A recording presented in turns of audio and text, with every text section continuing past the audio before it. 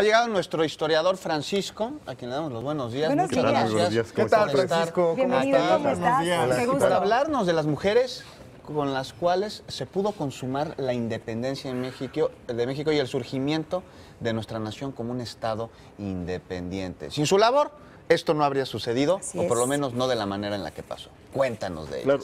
Bueno, hay que decir que las mujeres que lucharon durante la independencia son las que sientan los valores de las actuales mujeres. Claro. Entonces, con las mujeres de la independencia tenemos muchísimas, pero vamos a mencionar solamente unas 4 o 5 mujeres. Por ejemplo, Leona Vicario. Sí. Leona Vicario fue una gran mujer que desde pequeña se le enseñaba pintura, se le enseñó francés, le tocó la presencia de Francia con nosotros a través de las lecturas, una mujer que se volvió una mujer ilustrada.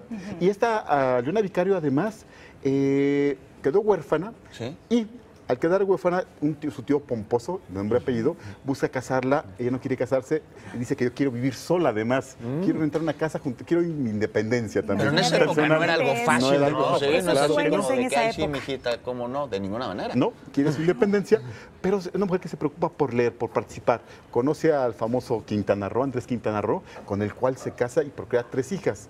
Y a ella le toca todo el movimiento de independencia durante de 1810 a 1821. Y Leona Vicario, un dato muy interesante, decía Lucas Alamán, este historiador conservador y gran historiador de México, decía que las mujeres se habían ido a la independencia por amor a sus hombres. Entonces Leona Vicario dice, no, momento, nosotros nos fuimos por nuestras propias convicciones de la libertad de nuestra patria. Eso nos pinta muy bien a Leona Vicario. Otra mujer también de este mismo nombres o de esta misma fuerza es la corregidora Josefa Ortiz de Domínguez, claro, ¿cómo no? la cual estudió aquí en Vizcaínas, aquí muy cerca, la cual sus últimos días la pasó aquí en la calle de Correo Mayor. Sí. Pero bueno, esta mujer estudió en Vizcaínas y ahí la conoce el que sería después el famoso corregidor, Miguel Domínguez. Conoce a esta estudiante ilustrada también, Sí. la conoce, se enamora de ella, se casa con ella y lo nombran corregidor en Querétaro. ¿Qué es un corregidor? Sí. Cuéntanos, porque hablamos de la corregidora, el corregidor, pero ¿cuáles eran las funciones corrige, de este personaje?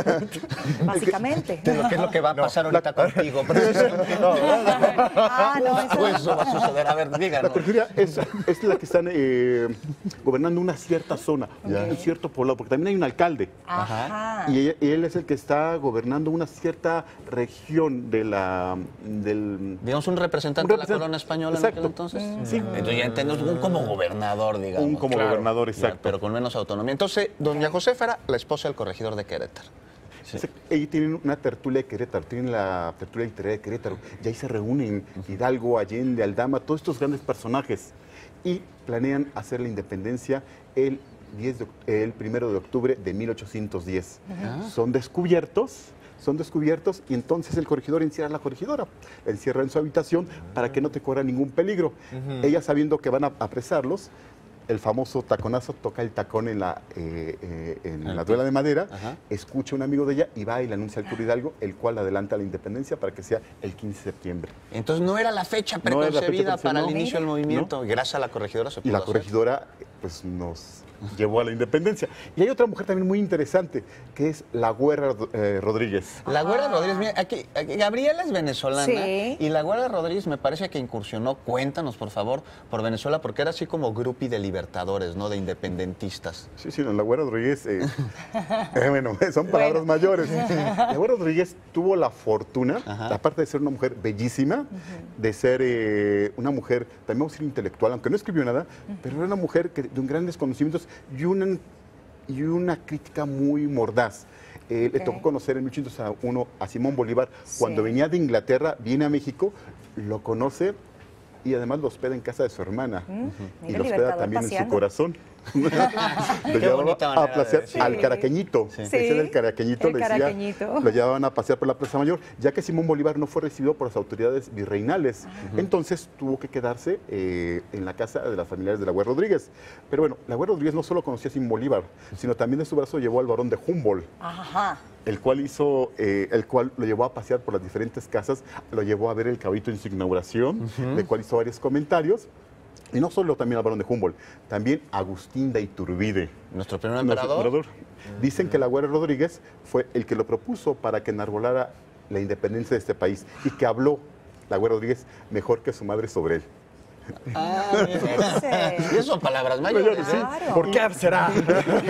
La Güera Rodríguez es uno de los grandes personajes de esta ciudad. Don Artemio de Valle Arizpe escribe la primera biografía de la Güera Rodríguez y él cuenta que cuando tocó aquellos rebozos, aquellas mantillas, tuvo la necesidad de escribir sobre la Güera Rodríguez.